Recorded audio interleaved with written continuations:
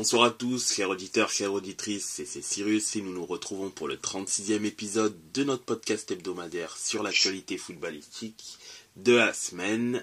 Et comme toutes les semaines, je serai accompagné de nos fidèles contributeurs que sont Alexis. Bonsoir à tous. Camille. Buonasera ragazzi. Et Jeff. Bonsoir, salut tout le monde. Et donc pour cette semaine-là, on parlera en premier lieu de ce qui s'est passé en Allemagne, en Bundesliga, mais on commence tout d'abord avec l'antichambre qui est la Bundesliga 2. Donc, nos spécialistes, Camille, dis-nous, que s'est-il passé dans l'antichambre de la Bundesliga cette semaine? Enfin, la semaine dernière plutôt. Alors, ce week-end, on a eu, je parlerai après évidemment de la Bundesliga, mais je peux vous dire, messieurs, une seule chose, c'est que Leverkusen est désormais la seule équipe invaincue dans les grands championnats.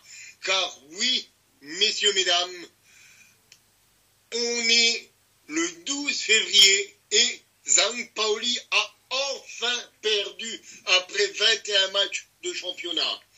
Ils se sont inclinés, en plus, ils ont déjoué tous les gros matchs, tous les pronostics, pour finalement s'incliner face au 12e, Magdebourg.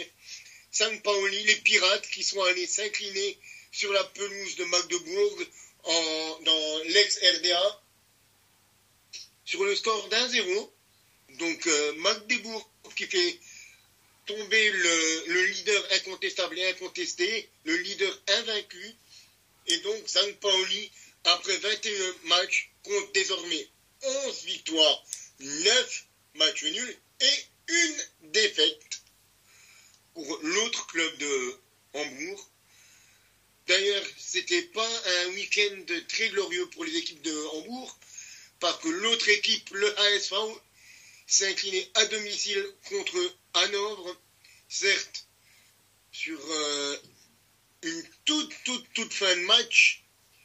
Le HSV qui pensait au moins tenir le point du match nul avec l'égalisation de Glatzel à la 86e minute, mais on va avoir un premier carton rouge pour Hambourg à la 88e minute par Benesch et Hanovre va prendre le but de la victoire à la 98e minute par Sébastien Ernst. Et on notera même un carton rouge pour Hambourg, un deuxième carton rouge, à la 105e minute par, attention, je vais essayer de ne pas écorcher trop le nom du joueur, Adzika Dunic. Donc à la 105e minute, donc mauvaise journée, mauvais week-end pour les équipes de Hambourg, que ce soit pour St. Pauli qui perd son invincibilité ou Hanovre qui se plante une nouvelle fois.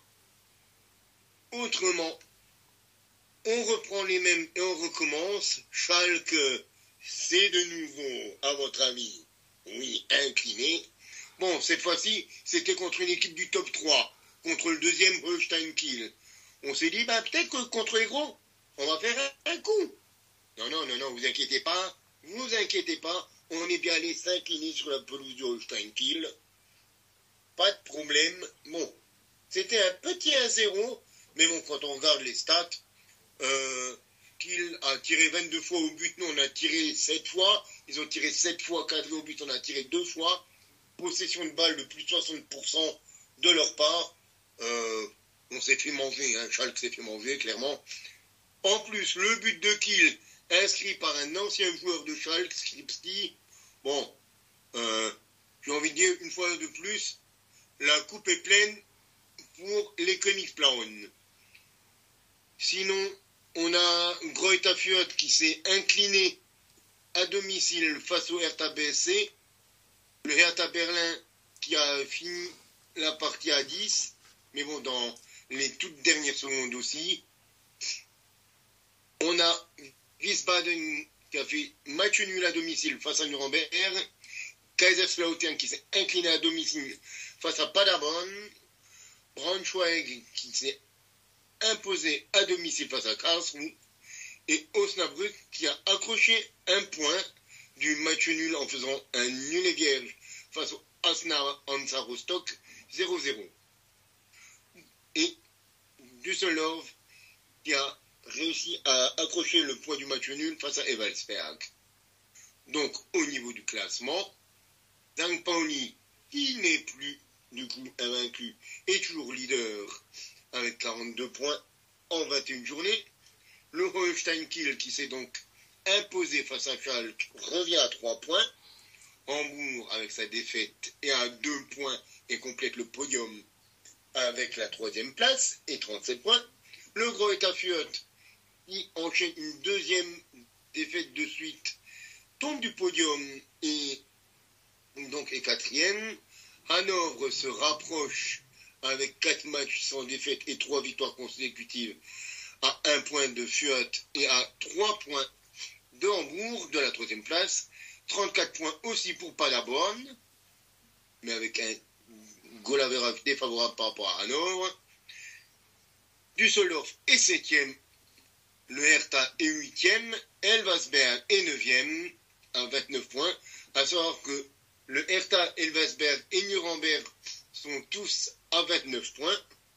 Karlsruhe est 11e, Magdebourg avec sa victoire est 12e, Wiesbaden est 27e, attention à Wiesbaden avec une seule victoire en 5 rencontres. La même chose pour Schalke, mais bon, ça commence à devenir habituel du côté de Gelsenkirchen. Braunschweig est le premier non relégable avec le même nombre de points que les Königsblauen, 23 points, mais une différence de but défavorable. Kaiserslautern est barragiste à 2 points, tout comme le Hansa Rostock. Osnabrück est un bon dernier avec seulement 12 points et une seule victoire et 9 matchs nuls. Voilà pour la Bundesliga 2.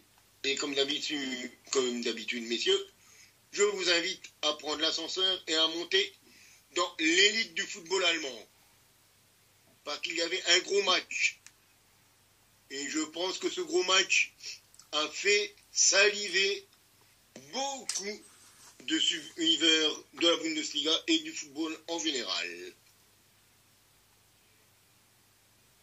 Je ne sais pas si quelqu'un entre vous, à part moi évidemment, a suivi ce match, mais ça a vraiment tenu ses promesses. Oui, moi personnellement, je l'ai suivi aussi, parce que de toute manière, c'était quand même un super week-end en matière de gros matchs. Il y avait aussi à côté le match du Real contre Gérone, mais on en parlera plus tard. Mais ouais, clairement, c'était un super match. Et alors, le résultat, il est choquant parce qu'on n'attend pas le Bayern se faire marcher comme ça. Mais le résultat est logique par rapport à ce qui a été montré sur le terrain. Moi, je le prends comme ça, le match. Tout à fait, c'est exactement ça. Ils ont marché sur le Bayern, c'est exactement le terme. Le Bayern est en crise, là. Faut dire ce qui est, le Bayern est en crise. Parce que là, ce qu'ils ont fait, les Leverkusen, sur ce match-là, c'était beau. Et c'était vraiment beau au sens propre du terme, au sens footballistique. Parce que autant ils ne mènent 15-0, les Leverkusen, à la mi-temps, mais s'ils mènent déjà 3-0 à la mi-temps, c'est pas démérité, parce que le Bayern avait la tête sous l'eau. Alors je me suis dit aussi, est-ce que ça va faire comme contre Leipzig, où ils avaient un bouillon monumental se faisant massacrer 2-0 et finalement revenant à 2-2. Non, là, le Bayern a coulé sur la première et sur la seconde période. Le Bayern s'est fait manger. Le Bayern a été éteint par cette équipe de Leverkusen qui est choquante, pour moi vraiment. Et comment ne pas parler des deux pistons de cette équipe? Parce qu'ils sont encore une fois décisifs, les deux garçons. Ouais. Les deux garçons sur les deux côtés. Alex Grimaldo à gauche.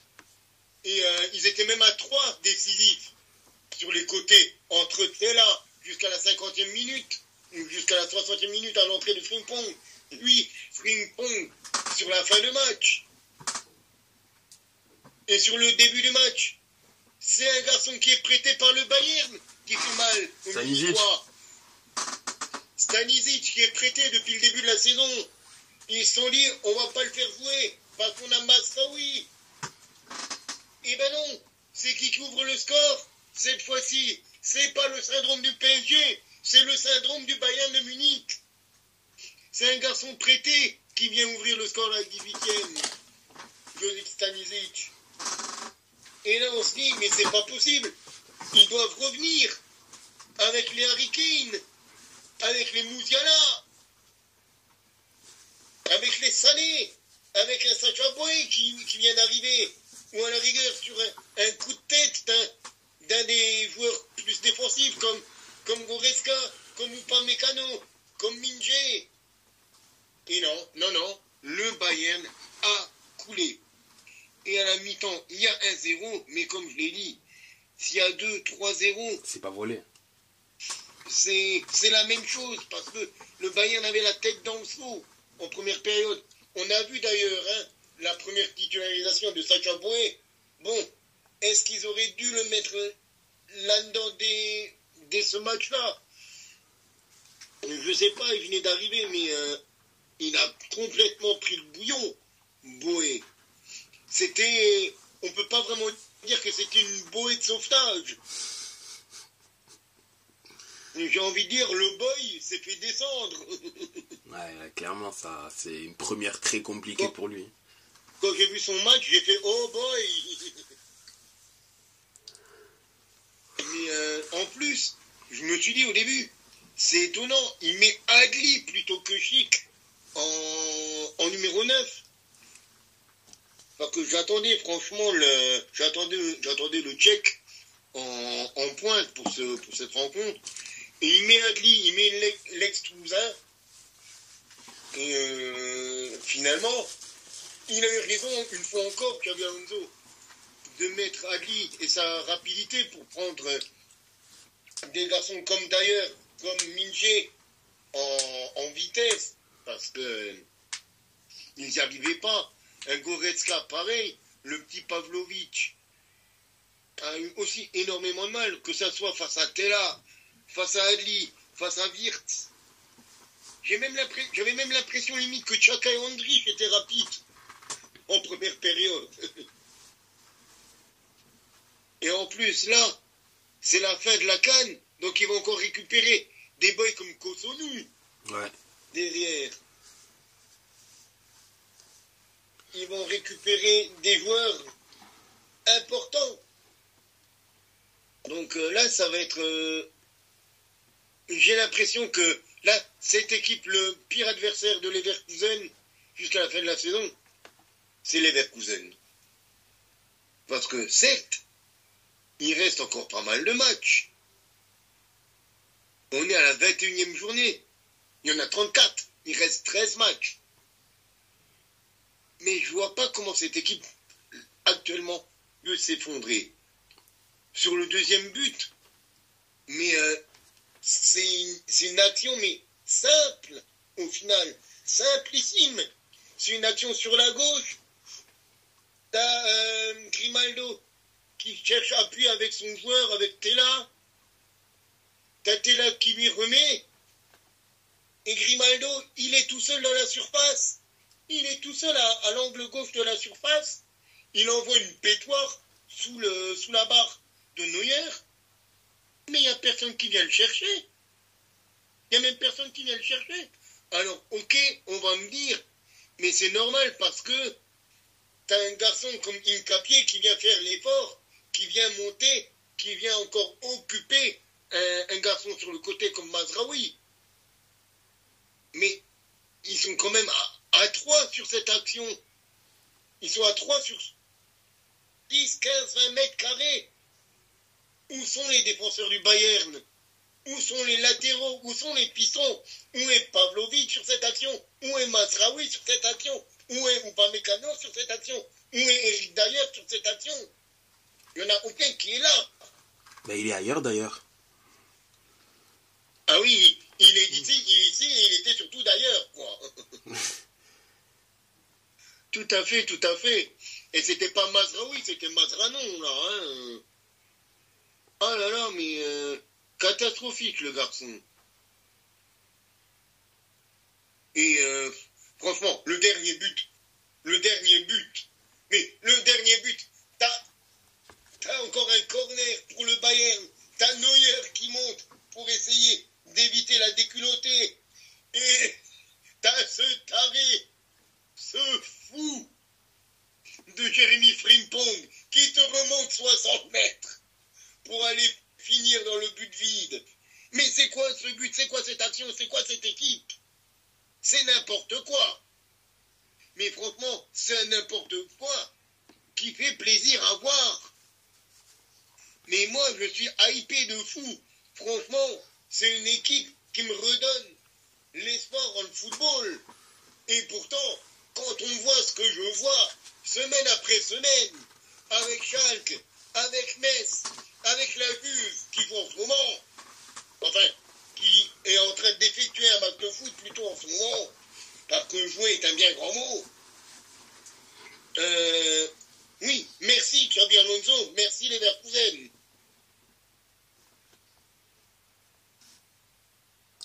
Donc, ils sont là à 5 points du Bayern et c'est tellement mérité. C'est incroyable. Juste incroyable.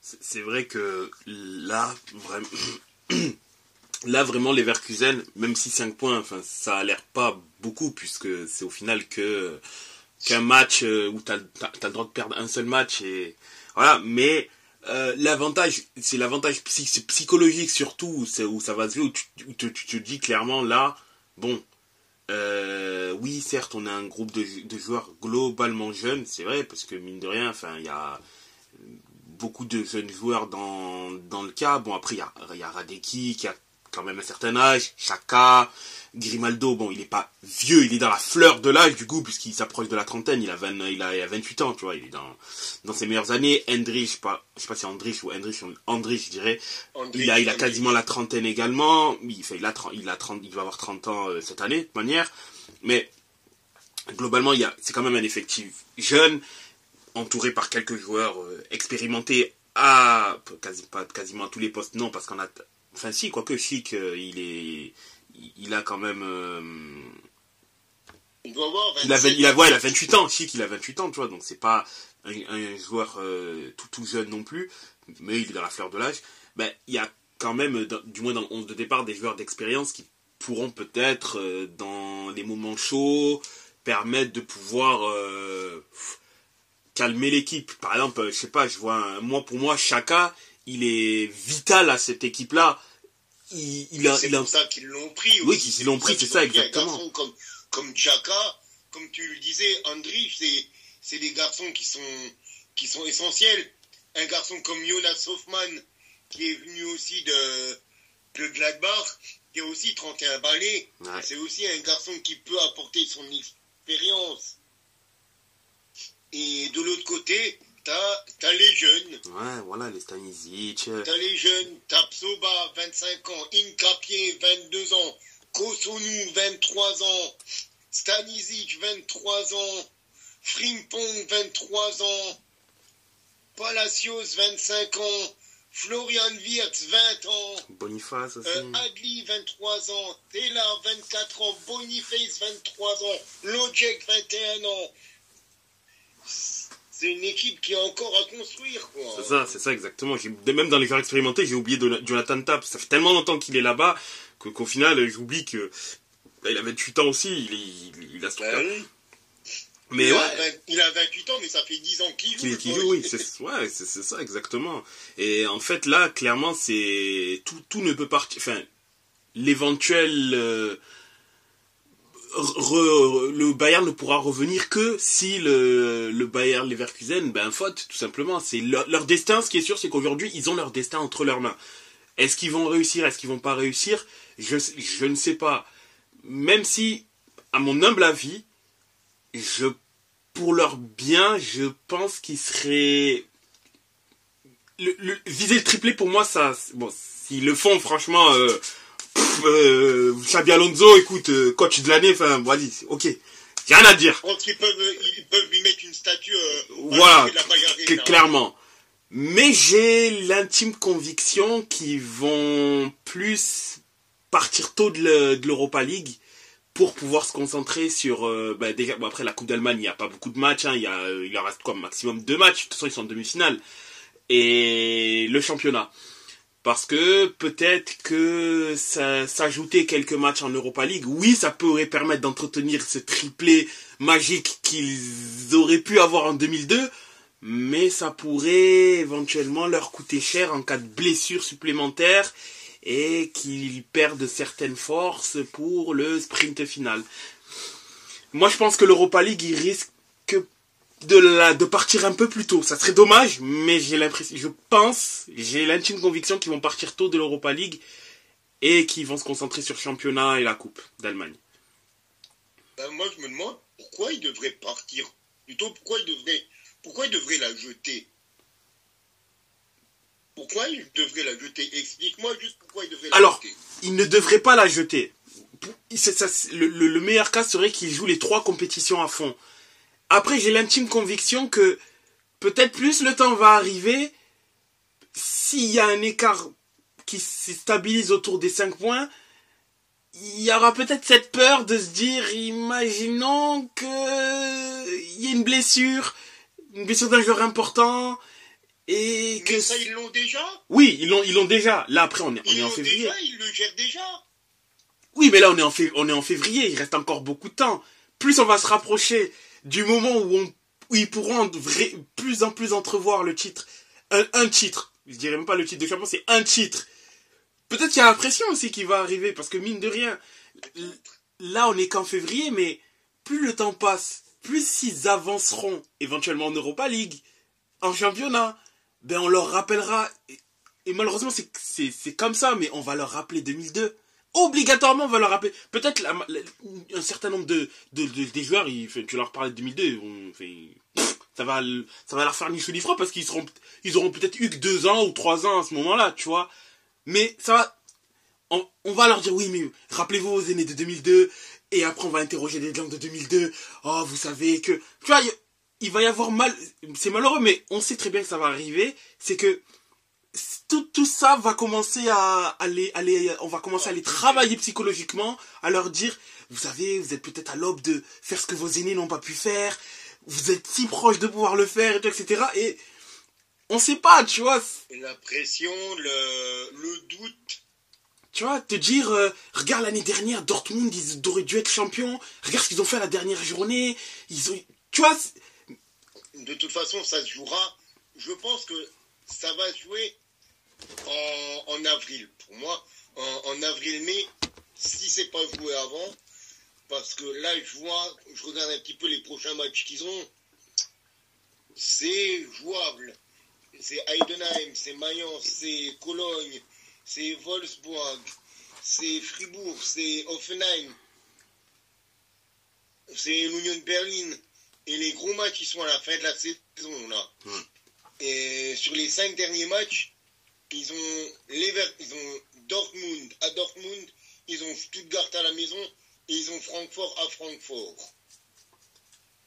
Après, je pense aussi, la fin de saison, elle pourrait être rythmée en fonction de l'état du Bayern, surtout en Ligue des Champions.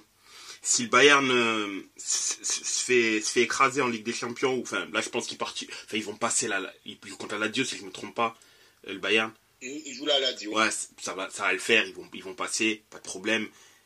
Si en quart, ils prennent un gros morceau et qu'ils sortent. Un Manchester City, un match comme ça. Je pense que la fin de saison, elle va être très très longue.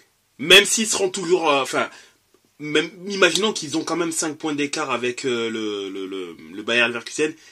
Je pense que s'ils sortent la Ligue des Champions, je pense que c'est le seul échappatoire pour sauver leur saison au Bayern. Je pense que s'ils sortent en quart, je pense que là, le Bayern Leverkusen aura une voie royale pour pouvoir gagner le titre, parce que je sens que le Bayern, ils vont lâcher des matchs. Et que ça risque de péter au niveau du vestiaire. Par rapport au fait que là... Ah oui, de toute façon, Tuchel est déjà très Oui. menacé. Oui. Et quand ils sortiront, parce que pour moi, c'est même pas si ils sortent. C'est quand. C'est quand ils sortiront, Tuchel se fera sortir. Sans sortir, ouais, il va sauter clairement. Bien évidemment qu'il va sauter. Je pense, ouais, là, ça va être... Là, on va retrouver le bon vieux FC Hollywood et là, ouais, ça va être le FC Hollywood en mode année 2000. Ouais, là... Voir à l'époque où il se faisait sortir contre le Zénith Saint-Pétersbourg, des machins comme ça, avec l'époque des Demichelis, des Van Boyten, l'époque Klinsmann qui nous rajoutait des petites statuettes bouddhistes pour faire une ambiance feng shui à la Sepenstraße. Ouais, là, on va entendre, oui, qu'au niveau du vestiaire, blablabla, Kimmich, on ne sait pas s'il va prolonger, peut-être qu'il va essayer... Enfin, Neuer, oui, maintenant, ça y est, faut préparer l'après-Neuer, faut arrêter de... Enfin, là, c'est sûr et certain. Oui, Thomas Müller aussi, c'est bon, il est trop vieux, faut penser à le remplacer. Je pense que, ouais, s'ils se font... Enfin, quand ils se font éliminer... Thomas Müller sera toujours là. Enfin, ça Thomas va... Thomas Müller sera toujours là. À 74 ans, il sera encore là. Ne t'inquiète pas. Mais ouais, là, Leverkusen a son destin entre les mains. Clairement son destin entre les mains et à voir hein, si Xabi Alonso réussira. Mais en tout cas, j'espère qu'il sortira de cette saison avec un titre. Parce que franchement, s'il sort de cette saison-là sans titre... C'est un échec. J'ai même envie de dire s'il sortait de cette saison juste avec la Coupe d'Allemagne, ouais, ça serait triste. Enfin, au vu de ce qu'il a montré dans la plus grande partie du championnat, c'est vrai que ça serait triste. Mais ça serait quand même bien parce que ça récompenserait son travail. Et au final, c'est sa première expérience. Mais franchement, s'il fait une saison blanche, tu te dis purée quoi. Mince. Le mec, il nous a mis des étoiles plein les yeux pendant tant de temps et au final, il a choke à la fin. Après, on lui en tiendra pas rigueur. C'est globalement sa première expérience de coaching, tu vois. Donc, ça sera super formateur pour le coup. Mais, pour le coup, ça risque ça risque pour le Bayer Leverkusen d'être entre parenthèses un peu positif parce que ça pourrait le faire, ça leur pourrait faire en sorte qu'il reste un an de plus. Même si pour moi dans tous les cas, Xabi Alonso il est trop intelligent pour directement partir même s'il gagne le championnat cette année. Pour moi il part pas cette année, s'il part c'est l'année prochaine. Mais il est pas, je le vois très très mal partir cette année parce que partir cette année, éventuellement aller à Liverpool, c'est faire ce que Moyes il a fait après Sir Alex. C'est-à-dire aller dans un poste où il y a eu tellement de choses. Il représente tellement de choses. Non, il ne faut pas qu'il aille maintenant à Liverpool. Mais il y a d'autres équipes encore où il pourrait aller. Moi, tu me dis, Xabi Alonso, il va au Real la saison prochaine. Je te dis, why not?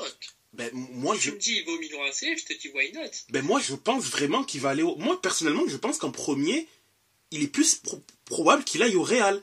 Je me dis, parce que je me dis, Ancelotti, il va pas faire long feu. Peut-être parce qu'il est vieux, il est âgé, et qu'il va vouloir peut-être prendre une sélection ou quoi que ce soit. Cette saison, il va rester. Sauf, franchement, cataclysme, je pense qu'il va rester cette saison-là. Et l'année prochaine, l'année prochaine, je me dis, bon, il y a quand même possibilité pour que l'année prochaine, ils partent. De toute manière, ce qu'il a fait avec sa bande de jeunes, c'est du très bon travail. Encore une année où ils ont pris de l'expérience. Tu peux amorcer un nouveau... Le nouveau cycle, il est déjà amorcé.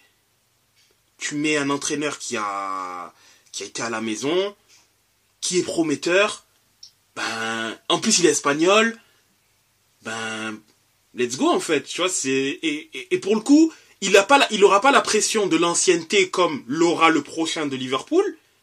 Il a déjà un effectif pour les principaux postes où il y a une base jeune qui a plusieurs saisons au plus haut niveau. Et en fait, son rôle, ce sera simplement de créer une dynastie, en fait. Tout simplement. De faire en sorte que ces mecs-là, ben, ils écrasent tout sur les prochaines années. Parce que la base, elle y est. Ben, en fait, là où je suis pas tout à fait d'accord avec toi, c'est qu'il n'aura pas le problème de l'ancienneté. Si, parce que c'est un ancien de la maison, c'est justement pour ça que je le vois aussi aller au Real. Oui. Parce qu'il a un petit peu comme Zizou l'avait, cette image d'ancien très bon joueur qui a marqué un petit peu les dernières années du club. Mais il arrivera avec un bagage en plus que Zidane quand il est arrivé. Alors, ok, Xabi Alonso, malgré sa superbe carrière, c'est pas Zidane. Ouais. Mais, justement, il arrive avec ce bagage de Leverkusen en plus, que n'avait pas Zizou. Zidane, oui, Parce que Zizou, le seul truc qu'il avait connu, la c'était la Castilla. C'est ça. Qui est quand même un niveau en dessous de Leverkusen et de la Bundesliga. C'est quand même des divisions inférieures. Bien sûr. On va pas quand même comparer une ligue majeure européenne à un championnat où globalement c'est des joueurs de 2 voire 3e division qui jouent. Mais quand je parlais d'ancienneté, c'était pas l'ancienneté par rapport à son vécu de joueur. Quand je parlais d'ancienneté, c'était par rapport à l'héritage de l'entraîneur qui était en place. Klopp, il a 9 ans d'ancienneté. Par rapport à l'héritage de son prédécesseur. C'est ça, exactement. Donc, c'était vraiment uniquement par rapport à ça que je parlais d'ancienneté. Vu que s'il s'avère qu'il aille à Liverpool, ben, malheureusement, oui, il y a son passé de joueur qui va faire que, mais il aura la pression de l'héritage de Klopp derrière, où Liverpool est redevenu une place forte d'Angleterre sous Klopp. Ben, en fait, on va attendre qu'il fasse pareil, tout simplement, directement. Bon, au Real aussi pareil, mais personne ne pourra faire comme Klopp, parce que c'est comme attendre à l'époque que quelqu'un fasse comme Mourinho, que quelqu'un fasse comme Arsène Wenger, que quelqu'un fasse comme Sir Alex. Ouais, c'est ça. Voire même sous certains aspects, que quelqu'un fasse comme certains coachs qui ont marqué la Juve, comme un Lippi, comme un Trapp, voire comme Antonio Conte quand il a débuté sa carrière de coach. Enfin, je parle dans les grands clubs, pas qu'il avait entraîné un petit peu avant, mais quand il arrive chez nous, on était son premier gros club, son premier gros défi en tant que coach. Donc évidemment qu'il ne faut pas qu'il aille se brûler les ailes directement à Liverpool. Je pense que, comme tu dis, il faudrait laisser une saison. Une personne se brûler les ailes avant d'arriver lui-même. Exactement, c'est ça. Et je pense aussi, ça serait d'autant plus positif qu'il reste une année en plus. Bah, bon, il va sûrement perdre des joueurs. Ça, c'est pas un fait. Mais bon, je pense qu'il arrivera à viser les profits nécessaires pour pouvoir éventuellement pallier à cela. Mais ce que je veux dire par là, c'est le fait de rester une saison en plus pourra aussi permettre d'apporter une légitimité à son boulot. Quand je parle de légitimité, je dis simplement que on pourra lui ressortir, ouais, mais c'est parce qu'il a eu, enfin, c'est vraiment grossier ce que je veux dire, mais ouais, il a eu de la chance. Oui, voilà, il a eu de la chance, une saison où ses joueurs étaient en feu, etc. Et donc, bon, il a été exceptionnel sur une saison, mais ouais, mais est-ce qu'il va le faire? Parce que le plus dur, c'est vrai que le faire, c'est déjà difficile, mais le plus dur, c'est pas de le faire, mais c'est de refaire ce que tu as réussi à faire une première fois. de manière à montrer que ce que tu as réussi à faire, ben, tu peux le matérialiser sur plusieurs années. Et c'est là où justement, là où sa cote pourrait clairement exploser, c'est de montrer, bon, peut-être pas gagner le titre s'il gagne le titre cette année, parce que bon, s'il fait le doublé, alors là, toute la terre va le vouloir. Il faut déjà gagner une fois. C'est ça, déjà gagner une fois, c'est ça.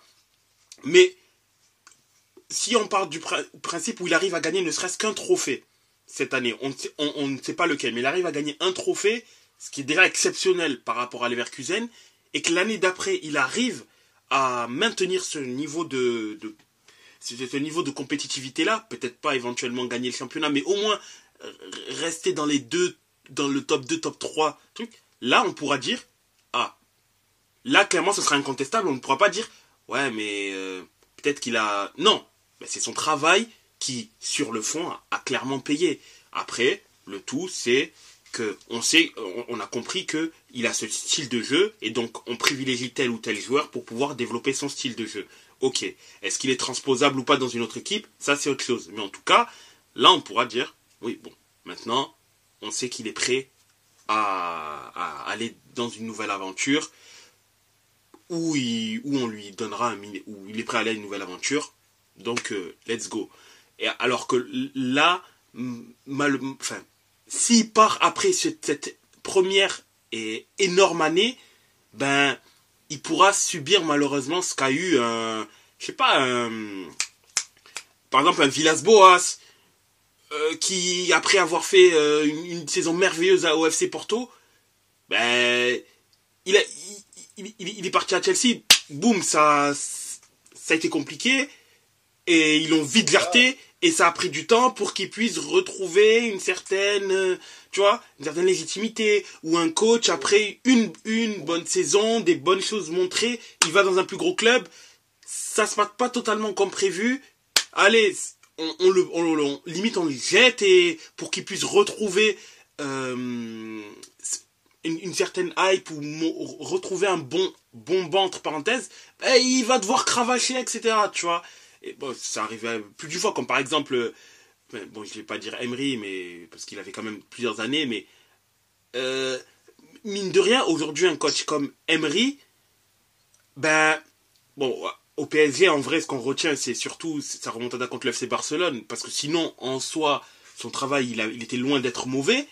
Ben, à Arsenal, ben, ça parle de plus en plus positivement de lui, dans le sens où, en fait, ben, ils se rendent compte que le type, ben, il a fait du bon boulot, il a balisé les choses pour qu'un bon travail soit fait. Et au final, est-ce que si on lui avait donné autant de temps qu'on avait donné à Arteta, peut-être qu'Arsenal aurait été compétitif peut-être un peu plus tôt, par exemple. Ernesto Valverde qui fait une très belle saison également avec Bilbao, parce qu'il me semble c'est lui le coach de Bilbao, si je ne dis pas de bêtises. Mais au FC Barcelone également, c'était compliqué. Bon, après c'est compréhensible, c'est compliqué, il faisait des choses que personnellement ça m'horrifiait au niveau des yeux, mais voilà, enfin, ça serait dommage qu'il parte, ce serait vraiment dommage qu'il parte à l'issue de cette saison. Vraiment, vraiment dommage, parce que le risque que ça joue contre lui, bah, il est énorme. Tellement. Et il y a un truc quand même qui me fait quand même doucement rire, c'est que d'une façon ou de l'autre, il y a une série qui va se prolonger. Parce que s'ils sont champions, il y en a un quand même qui va l'avoir très mauvaise, c'est notre ami Harry Kane. Ouais. Je veux pas tirer sur l'ambulance, mais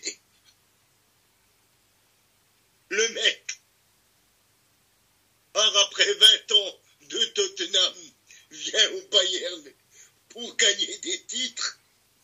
L'année où il arrive, il ne gagne pas le titre. Ah, franchement, excuse-moi, mais là, ouais, franchement, ça c'est quand même le plus gros chat noir de l'histoire. Je crois qu'il dévancerait même Michael Ballack. Bah, franchement, 13 titres de champion d'affilée. 11. T'es sûr ils sont à 11? Il me semble que c'est depuis 2013. 13, 14, 15, 16, 17, 18, 19, 20, 21, 22, 23. Ouais, 11, c'est ça, exactement, 11. Parce que 2013, ouais, ça fait 11. Et pour 2024, effectivement, 11. 11 titres de champion. Il me semble que Dortmund, c'est 2011 et 2012, c'est ça, exactement. C'est exactement ça. Mais 11 titres de champion d'affilée, on va répéter. Et l'année où il arrive, il la gagne pas. Il ne gagne pas. Après, tu pourras me dire, oui, mais l'année dernière, il gagne le titre à la dernière journée. Et que c'était peut-être un peu annonciateur de ce qui allait se passer. Ouais, ok. Mais dans les faits, c'est quand même 11 titres de champion d'affilée. Oui. Donc c'est quand même, c'est qu'il fallait vraiment avoir quelque chose. Il fallait quelque chose quand même pour stopper cette série-là. Et ça arrive comme par hasard l'année où un des plus grands joueurs de notre ère, de sa génération, qui n'a d'ailleurs jamais gagné de titre, arrive. Et en plus, c'est même pas, ils gagnent pas le titre. Ils font saison blanche. Parce qu'ils se font exploser en Supercoupe d'Espagne, Supercoupe d'Allemagne. Ils se font éliminer. Sortir par Saarbrück. Ils se font éliminer en Ligue des Champions. C'est saison blanche. Il faut se rappeler, il faut remonter à quelle année pour voir une saison blanche de la part du Bayern. Au moins 2012, du coup. Peut-être que Kane, il était peut-être à ce moment-là, je pense qu'il était encore peut-être en prêt à Millwall, je crois, à cette époque-là. Pour montrer à quel point ça remonte. Oui, en 2012, il était... en plus, j'ai sorti le bon club en plus. Ouais, il était en 2012, il était en prêt à Millwall. C'était en 3e ou 4e division anglaise. Bon, là, ils sont actuellement en 2e division, Championship. Mais il débutait à peine sa carrière professionnelle, quoi. Et oui, c'est bien en 2012 qu'ils font saison blanche, parce qu'en 2012, ils choquent en finale de Ligue des Champions contre Chelsea, me semble-t-il. Oui. C'est ça. Ils font, là, je viens de regarder, en Coupe d'Allemagne, ils perdent la finale de Coupe d'Allemagne contre Dortmund. Et du coup, ils finissent pas champions, vu que c'est Dortmund qui est aussi champion. Ouais, c'est ça. Ouais, c'est... Le BVB fait le doublé. Kane, il commence à peine sa carrière de joueur professionnel. C'est... Autant dire une éternité, globalement. Plus de 10 années sans... C'est ça, ça fait 12 ans. 12 ans, ouais. Et là, tu te dis qu'ils vont faire une... Ils sont sur les traces d'une saison blanche. C'est ouf. C'est ouf. Et Kane, j'aimerais pas être à sa place parce que, pour le coup, ils vont devoir se poser peut-être quelques questions. Bon, pas sur le niveau de Kane, parce que bon, Kane, il va finir la saison sûrement avec des stats stratosphériques. Mais... Oui, il a 24 buts en 21 matchs, le garçon. Donc bon. Mais... se posera sûrement, déjà, j'imagine même pas la presse allemande qui vont se foutre de sa gueule, à partir du moment où le Bayer Leverkusen s'il gagne le championnat, j'attends les jeux de mots qui vont sortir sur Kane, parce que c'est sûr et certain que ça va arriver, on le sait, ça va forcément arriver, et ouais, c'est... 31, ça sera 31 ans. On ne sait pas s'ils vont gagner l'Euro 2024. Mais... ouais, ça... Je sais pas, mais... Je sais pas s'il faut en rire ou commencer à avoir de la peine pour Kane, quoi. Et sinon, on va quand même parler des autres matchs, des autres matchs, en notant notamment la belle victoire du BVB 3-0 à domicile face à Fribourg. La victoire importante de l'Union Berlin 1-0 face à Wolfsburg. Heidenheim qui allait s'imposer sur la pelouse du Werder 2-1. Et les matchs nuls entre Hoffenheim et Cologne, entre Francfort et Bochum, entre Augsburg et le RB Leipzig, et entre Gladbach et Darmstadt. quand même une brève apparition à notre ami Alexis. Alexis? Oui. Je crois qu'il est parti se prendre, en fait. Non, je suis là. Oui, enfin, une brève. Va être bref parce que au final, ça sera toujours comme tous les lundis où je dis que finalement ça avait quand même plutôt bien joué du côté de Mayence, mais au final ça a perdu. Donc voilà, défaite 3-1 contre Stuttgart. Sur le terrain, il n'y a pas grand chose à dire. C'est plus du côté de l'entraîneur qui a quelque chose à dire, parce qu'on a appris en début d'après-midi le limogeage donc, de Jan Sievert qui avait été nommé début novembre en remplacement de Bo Svensson, qui avait été prolongé fin décembre jusqu'en 2026, donc encore une belle idée qu'on a eue, enfin qu'ils ont eue. De l'avoir prolongé aussi longtemps, parce que je pense que ça ne servait pas à grand chose de le prolonger aussi longtemps. Une prolongation jusqu'à la fin de l'année aurait été plus cohérente, donc voilà. Nouvelle défaite, le limogeage du coach, c'est pour un bilan assez pas loin du catastrophique, parce qu'il y a une victoire, 5 ou 6 nuls et 5 ou 6 défaites. Donc ça fait 9 points sur une trentaine de points qu'on aurait pu prendre. Donc voilà, c'est le coach limogé, un nouveau coach qui devrait être nommé qui va être nommé demain, qui sera présenté demain après-midi. Il n'y a pas vraiment de noms qui sont ressortis. Donc voilà, pas grand chose à rajouter. C'est toujours pareil au niveau du terrain. Donc voilà, je n'ai pas grand chose à rajouter.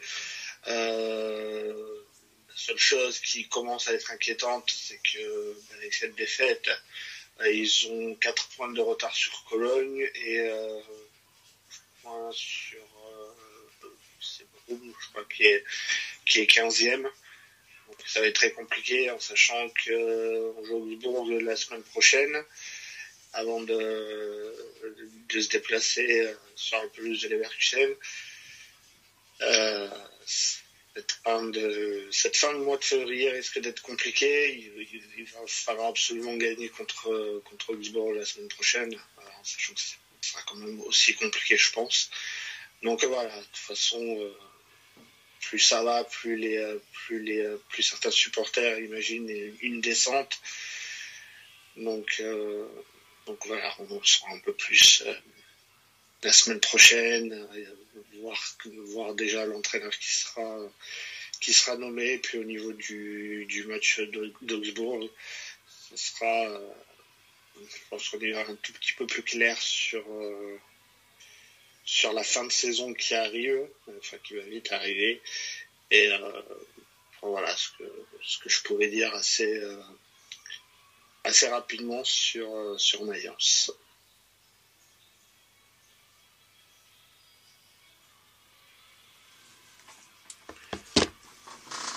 De bien tristes nouvelles que tu nous annonces là, mon cher Alexis. Mais on va quand même encore se pencher vite fait sur le classement. Avec du coup Leverkusen, comme je le disais, qui est la seule équipe invaincue encore dans les grands championnats et avec 55 points, solide leader. Devant le Bayern à 5 points avec 50 points. Le VfB Stuttgart complète le podium avec 43 points déjà. Donc, ça veut dire que Leverkusen est à 12 points du troisième. Le BVB complète le top FIA avec 40 points. Leipzig est 5e. Francfort 6e. Fribourg aux portes des places européennes avec 4 points de retard, 28 points. 7e. Hoffenheim est 8e. Heidenheim est 9e. Le Werder est 10e. Augsbourg 11e, Wolfsburg est 12e, Gladbach est 13e, le VfL Bochum est 14e, l'Union Berlin n'est plus relégable et s'est offert 5 points de répit par rapport au 16e et barragiste Cologne qui a 16 points, Mayence est 17e et Darmstadt dernier.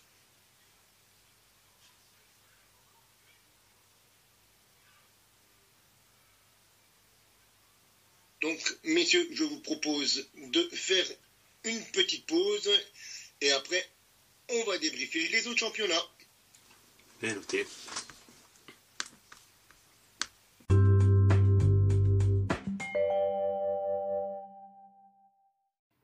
Afin de nous suivre sur les différents réseaux sociaux, vous pouvez aller sur Facebook, La Table Ronde, sur Twitter, La Table Ronde 777, sur Instagram, La Table Ronde, 2 fois tiré du 8.